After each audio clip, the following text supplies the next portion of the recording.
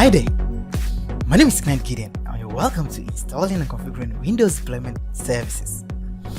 If you want to install operating system on one or two computers, it's fairly efficient to walk up to that machine with your installation media and install that operating system.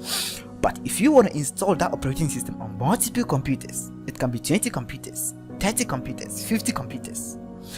We don't want to use our time as system administrators going to every individual computer in the organization and install that operating system manually. So one of the features we have in Windows Server 2019 is Windows Deployment Services, or WDS for short.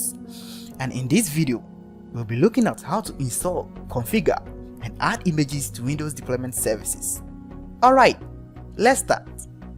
To install Windows Deployment Services, click on Server Manager. Click on Add Roles and Features and click Next. Select Role-based or Feature-based installation and click Next. Select a server from your server pool and click Next. Alright. Check Windows Deployment Services and click Add Features and click Next. Click Next to continue. Note these things.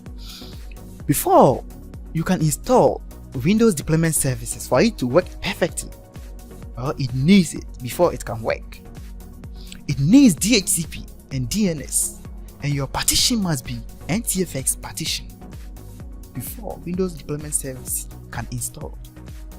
So, configure your DNS, install your DHCP and configure it, and you are good to go. And your partition must be NTFS. Alright, click Next to continue. Select Deployment Server and Transport Server. So, what is the difference between Deployment Server and Transport Server? Deployment Server provides the full functionality of Windows Deployment Services, which you can use to configure and remote install Windows operating system. With Windows Deployment Services, you can create and customize images and then use them to re-image computers. That's Windows Deployment Server. So what is Transport Server? Transport Server provides a subset of functionality of Windows Deployment Services. It can contain only the core network parts, which you can use to transmit data using multicast on the standalone server. You can use the role service if you want to transmit data using multicasting, but do not want to incorporate all Windows Deployment Services. Alright, that's Transport Server. Click Next to continue. And when you are installing Windows Deployment Services, it doesn't need any restart of your server. So you can check this restart button, or you can just click Install to continue. Right now I'm going to click Install, so let's continue. Alright, Windows Deployment Services is now installing on our server. And after the installation, we will configure Windows Deployment Services to work perfectly.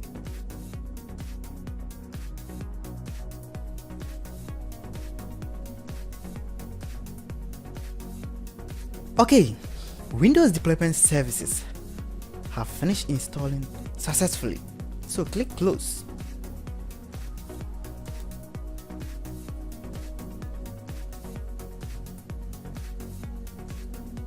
And refresh your Server Manager.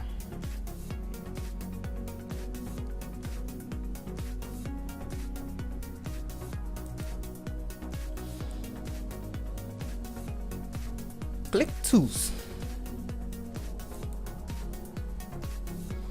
and navigate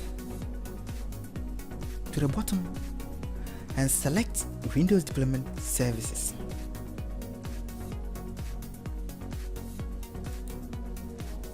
So this is our Windows Deployment Services window. How can we configure it? Or how should we configure it?